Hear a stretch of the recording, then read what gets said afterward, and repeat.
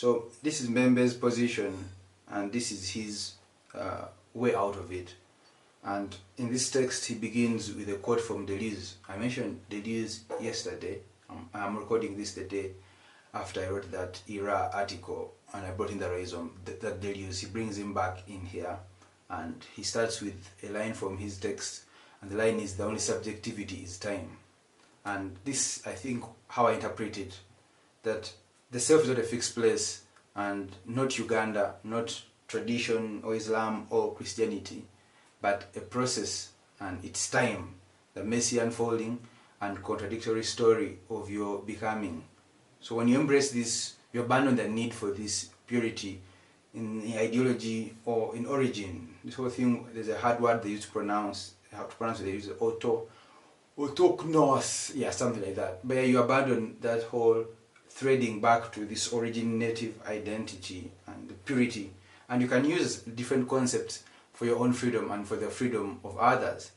But to do this requires difficult courage, and that's you being able to assess your complicity in all the stories you have told about yourself, even stories you told to reinforce these ideas that have harmed others, But we tend to avoid that, and that's how they are maintained. So there is a shadowy zone, this is from the text I highlight, that conceals a deep silence, the silence of guilt and the refusal of Africans to face up to the troubling aspect of crime that directly engages their own responsibility. The other primitive signifier is the murder of brother by brother. This is the trail that dominant African discourses of the self try to erase. This is as much to say that Africa exists only on the basis of a pre-existing library, one that intervenes and insinuates itself everywhere, even in the discourse that claims to refute it, to the point that it is now impossible to distinguish the original from a copy. So this whole original and copy thing and it being stuck, yes, that is the actual critique, and that is the whole point where this whole authenticity becomes kitsch, where it's become overdone, because all these ideas are already copies, and you are making a copy of a copy. Christian feminism, all these ideas are already copy pre-existing libraries, now they're being intertwined with a few local knowledge here and there. Same with this whole traditional man thing. It's a modern invention, it's invented backwards, so that even the history of the nation state as we know it is a story of the murder of brother by brother, and now sanitized for political convenience. So to accept this, I don't think it is to lose yourself, but for the artist, I think it's now then to find your true material, Yeah. So I wrote one wisecrack idiom here when I was writing this. Yes. So then for the artist now to bring this artistic metaphor, you cannot work with pure marble. It's not there anymore. You have to work with a stone as it is found, with all its cracks and impurities. And for me, I think this honesty is a powerful precondition for art to be interesting. It has to be there. And that's where art finds its power, when it's freed from these prisons of grieving and purity, and then it becomes a practice that leads us out of our exhaustion and of the pain that condition leaves on us.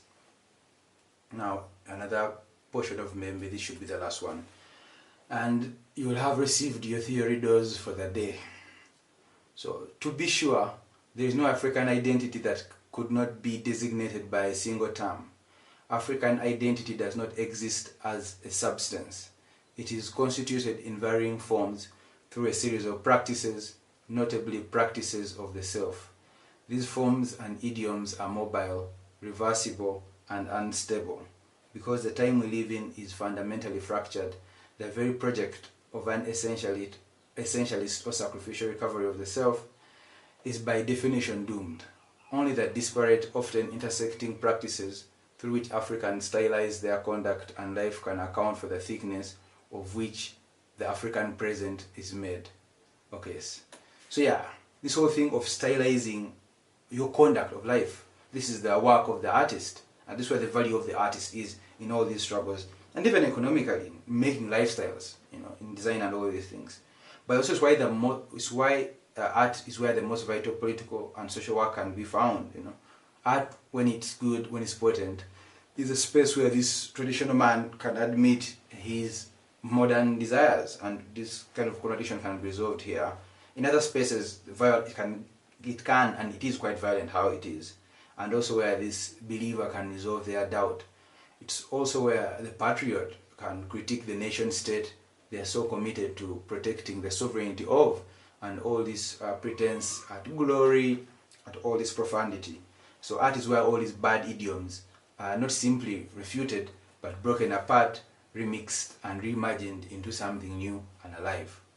So yes, an actual artistic practice for me, how I see it and how I hope other people see it, is the process of demonstrating that the self is not a fortress to be defended, but it's a performance, it's a beat, and it can be in various rhythms, and the whole artistic practice is to maintain some of those rhythms, and the kind of amplitude they'll be on will determine how potent they are, and that's what is missing. That is the way out of this loop, and yes, we have to then now no longer make art about our identity, but the very practice of this constant fearless creation, and to make things that are genuinely helping us. And once we break away from these bad arguments, we can then take more ideas in, and more concepts and more strategies in, to think for our collective freedom and how to expand it. And yes, I hope this makes sense to you. I hope you read the text. I'll link it somewhere. It's only 35 pages, It's a nice toe to dip into Mbembe. And yes, I'll now play an outro or something.